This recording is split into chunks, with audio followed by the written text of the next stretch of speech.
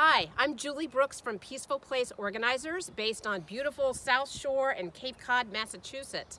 The 5 D's which cause disorganization are as follows: death, divorce, depression, disease, and downsizing. I'm going to talk about depression. I see this a lot with my clients. Whether they have chronic depression or just temporary depression, what happens when we're depressed is that the idea of even getting out of bed to take a shower and feed the cat can take up a whole day and itself is overwhelming. Never mind dealing with the closet spilling clothes out and clothes oozing out of the dresser drawers, and never mind the basement.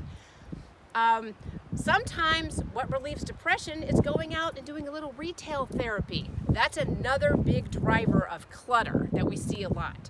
So when someone is ready to make a change and is feeling better mentally, that's a great time to call in an organizer to help clear the space and start over.